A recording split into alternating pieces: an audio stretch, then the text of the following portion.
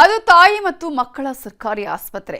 ಸದ್ಯ ಬಿರು ಬೇಸಿಗೆಯಲ್ಲಿ ಒಣ ಹವೆ ಶಕೆಗೆ ಆ ಸರ್ಕಾರಿ ಆಸ್ಪತ್ರೆಯಲ್ಲಿ ನವಜಾತ ಶಿಶುಗಳು ಬಾಣಂತಿಯರು ಕಷ್ಟ ಅನುಭವಿಸುವಂತಾಗಿತ್ತು.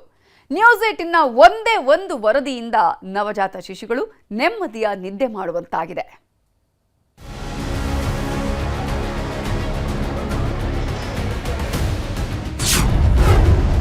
ತಾಯಿ ಮತ್ತು ಮಕ್ಕಳ ಆಸ್ಪತ್ರೆ ಅವ್ಯವಸ್ಥೆಗೆ ಬ್ರೇಕ್. ನ್ಯೂಸ್ 18 ವರದಿ ಬೆನ್ನಲ್ಲೇ ಬಂತು ಎಸಿ ಫ್ಯಾನ್.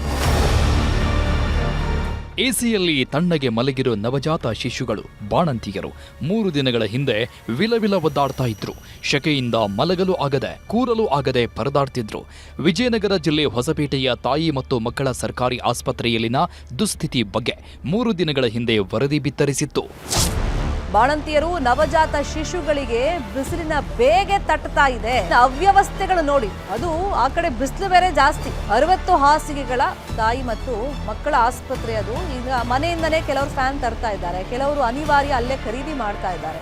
ನ್ಯೂಸ್ 18 ವರದಿಯಿಂದ ಎಚ್ಚೆತ್ತ ಅಧಿಕಾರಿಗಳು ಆಸ್ಪತ್ರೆಯ ತಾಯಿ ಮಕ್ಕಳ ವಾರ್ಡ್ಗೆ ಎಸಿ ಹಾಗೂ ಫ್ಯಾನ್ ವ್ಯವಸ್ಥೆ ಮಾಡಿದ್ದಾರೆ. ಅವ್ರಿಗೆ ನಾನು ನಿನ್ನೆ ಮತ್ತು ಮೊನ್ನೆ ನಿರ್ದೇಶನ ಕೊಟ್ಟಿದ್ದೀನಿ. ಇಲ್ಲ ಈಗ ಇವೆಲ್ಲ ಹೊಸವೇ ಇದ್ದಾವೆ. ಒಂದು ಎರಡೇನೋ ಸ್ವಲ್ಪ ಇದಾಗಿತ್ತು. ಬಟ್ ಈಗ ಒಂದು ಬೇಸಿಗೆಗಾಲದಲ್ಲಿ ಏನಾಗುತ್ತೆ ಅಂದರೆ ಸ್ವಲ್ಪ ವೋಲ್ಟೇಜ್ ಏರ್ಪೇರ್ ಆಗೋದ್ರಿಂದ ಸ್ವಲ್ಪ ತೊಂದರೆಗಳಾಗಿದೆ. ನಾನು ನಿರ್ದೇಶನ ಕೊಟ್ಟಿದ್ದೀನಿ ಈಗ ಆಲ್ರೆಡಿ. ಈ ರೀತಿ ಆಗಲಾಗುತ್ತೆ ನೋಡಲಿಕ್ಕೆ ನಾನು ಅವರಿಗೆ ಆಲ್ರೆಡಿ ನಾನು ನಿರ್ದೇಶನ ಕೊಟ್ಟಿದ್ದೀನಿ ಮತ್ತು ಸ್ಟ್ರಿಕ್ಟಾಗಿ ವಾರ್ನ್ ಮಾಡಿ. ನ್ಯೂಸ್ 18 ಕನ್ನಡದಲ್ಲಿ ವರದಿ ಬಿತ್ತರಿಸ್ತಾ ಇದ್ದಂತೆಯೇ ಟೆಕ್ನಿಕಲ್ ಟೀಮ್ ಬಂದು ಎಸಿಗಳನ್ನು ಸರಿಪಡಿಸಿ ವೈರ್ಗಳನ್ನು ಜೋಡಿಸಿ ಆನ್ ಮಾಡಿ ಫ್ಯಾನ್ಗಳನ್ನು ಸರಿ ಮಾಡಿಸಿದ್ದಾರೆ. ಸದ್ಯ ನ್ಯೂಸ್ 18 ವರದಿಯಿಂದ ನವಜಾತ ಶಿಶುಗಳು ಬಾಣಂತಿಯರು ತಣ್ಣನೆ ವಾತಾವರಣದಲ್ಲಿ ಮಲಗುವಂತಾಗಿದೆ.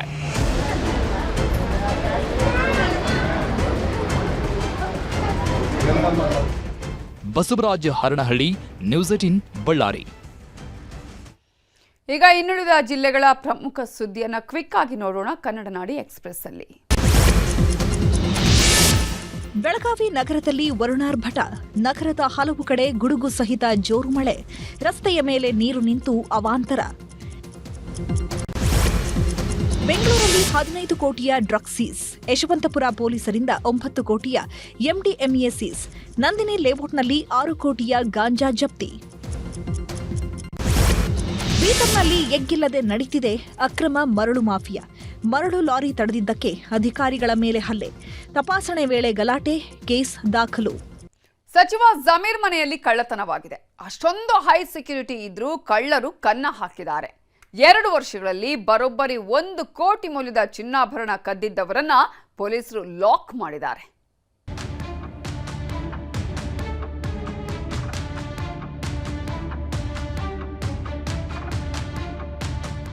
ನಂಬಿದವರೇ ಕುತ್ತಿಗೆ ಕೊಯ್ದ್ರೆ, ಮನೆಯವರೇ ಮನೆಗೆ ಕನ್ನ ಹಾಕಿದ್ರೆ ಹೇಗಿರುತ್ತೆ?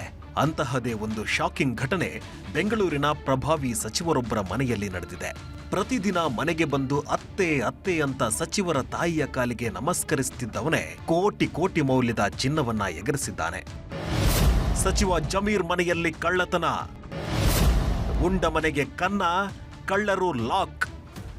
ಇದು ಸಚಿವ ಜಮೀರ್ ಅಹ್ಮದ್ ಅವರ ಐಷಾರಾಮಿ ಮನೆ. ಸದಾ ಹೈ ಸೆಕ್ಯೂರಿಟಿ, ಸಿಸಿಟಿವಿ ಕಣ್ಗಾವಲು ಇರುತ್ತೆ. ಮನೆಯೊಳಗೆ ಯಾರೇ ಹೋಗ್ಬೇಕಂದ್ರೂ ಪರ್ಮಿಷನ್ ಇರಬೇಕು. ಇಂತಹ ಹೈ ಸೆಕ್ಯೂರಿಟಿ ಇರೋ ಮನೆಯಲ್ಲಿ ಕಳ್ಳತನ ನಡೆದಿದೆ. ಬರೋಬ್ಬರಿ 1.13 ಕೋಟಿ ಮೌಲ್ಯದ ಚಿನ್ನಾಭರಣ ಕಳ್ಳತನ ಮಾಡಿದ್ದಾರೆ. ಕಳ್ಳತನದ ಹಿಂದೆ ಬಿದ್ದ ಪೊಲೀಸರು ಇಬ್ಬರನ್ನ ಬಂಧಿಸಿದ್ದಾರೆ. ಜಮೀರ್ ಅಹ್ಮದ್ ಸಂಬಂಧಿಗಳಾದ ಸೈಯದ್ ಅಮೀನ್ ಮತ್ತು ಆತನ ಸ್ನೇಹಿತ ಅಮೀರ್ ಅಹ್ಮದ್ ಎಂಬುವರನ್ನ ಲಾಕ್ ಮಾಡಿದ್ದಾರೆ. ಬಂಧಿತ ಸೈಯದ್ ಅಮೀನ್ ಸಚಿವ ಜಮೀರ್ ತಾಯಿಯ ಹತ್ತಿರದ ಸಂಬಂಧಿ. ಹೀಗಾಗಿ ಪದೇ ಪದೇ ಅತ್ತೆ ಅತ್ತೆ ಅಂತ ಜಮೀರ್ ಮನೆಗೆ ಬಂದು ಒಳ್ಳೆಯವನಂತೆ ನಟಿಸಿ 2023ರಿಂದಲೂ ಹಂತ ಹಂತವಾಗಿ ಚಿನ್ನಾಭರಣ ಎಗರಿಸಿದ್ದಾನೆ. ಟ್ರಾವೆಲ್ಸ್ ಬಿಸಿನೆಸ್ನಲ್ಲಿ ಲಾಸ್, ಕಳ್ಳತನಕ್ಕೆ ಪ್ಲಾನ್. ಎಲ್ಲೂ ಸಾಲ ಸಿಗದಿದ್ದಕ್ಕೆ ಸಚಿವರ ಮನೆಗೆ ಕನ್ನ. ಆರೋಪಿ ಸೈಯದ್ ಅಮೀನ್ ಟ್ರಾವೆಲ್ಸ್ ಬಿಸಿನೆಸ್ ನಡೆಸುತ್ತಿದ್ದ. ಆದರೆ ಕೋವಿಡ್ ಟೈಮಲ್ಲಿ ವ್ಯವಹಾರ ಕೈಕೊಟ್ಟಿತ್ತು. ಸಾಲದ ಸುಳಿಗೆ ಸಿಲುಕಿದ್ದ ಅಮೀನ್ಗೆ ಎಲ್ಲೂ ಸಾಲ ಸಿಕ್ಕಿರಲಿಲ್ಲ. ಈ ಆರ್ಥಿಕ ಸಂಕಷ್ಟದಿಂದ ಪಾರಾಗಲು ಆತ ಆರಿಸಿಕೊಂಡಿದ್ದು ಕಳ್ಳತನದ ಹಾದಿಯನ್ನ.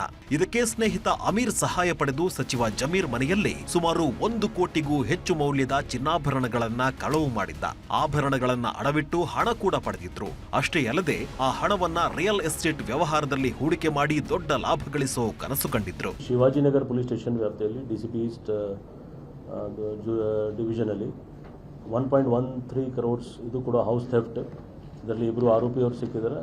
ಇಂಟ್ಯಾಕ್ಟ್ ಎಲ್ಲ ಏನು ಗೋಲ್ಡ್ ಜ್ಯುವೆಲ್ರಿ ಇದೆ ಎಲ್ಲ ಇಂಟ್ಯಾಕ್ಟ್ ಸಿಕ್ಕಿದೆ. ಇದನ್ನು ಅವರು ಮನೆಯಲ್ಲಿ ಮನೆ ಪರಿಚಿತ್ತು ಮತ್ತು ಕೆಲಸ ಕೂಡ ಮಾಡಿದರು. ಅವರೇ ಮಾಡಿದ್ದಾರೆ ಅಂತ ಅನುಮಾನ ಮೇಲೆ ಕಂಪ್ಲೇಂಟ್ ಇತ್ತು, ರಿಕವರಿ ಆಗಿದೆ. ಕಳ್ಳತನದ ಬಳಿಕ ಆರೋಪಿ ಅಮೀನ್ ಜಮೀರ್ ಮನೆಗೆ ಬರೋದನ್ನೇ ನಿಲ್ಲಿಸಿದ್ದ. ಸಚಿವರ ತಾಯಿ ಫೋನ್ ಮಾಡಿದ್ರೂ ರಿಸೀವ್ ಮಾಡ್ತಿರ್ಲಿಲ್ಲ. ಯಾವಾಗ ಇವನ ಮೊಬೈಲ್ ಸ್ವಿಚ್ ಆಫ್ ಆಯ್ತೋ ಆಗ ಪೊಲೀಸರಿಗೆ ಇವನೇ ಆರೋಪಿ ಎಂಬುದು ಗೊತ್ತಾಗಿ ವಶಕ್ಕೆ ಪಡೆದು ವಿಚಾರಣೆ ಮಾಡಿದಾಗ ಕಳ್ಳತನದ ಕಥೆಯನ್ನ ಬಿಚ್ಚಿಟ್ಟಿದ್ದಾನೆ. ಬಂಧಿತರಿಂದ 759 ಗ್ರಾಂ ಚಿನ್ನಾಭರಣವನ್ನ ವಶಪಡಿಸಿಕೊಂಡಿದ್ದಾರೆ. ಒಟ್ನಲ್ಲಿ ನಂಬಿದವರೇ ಮನೆಗೆ ಕನ್ನ ಹಾಕಿ ಈಗ ಜೈಲು ಸೇರಿದ್ದಾರೆ. Manjunath N, crime bureau, news 18 Bengaluru.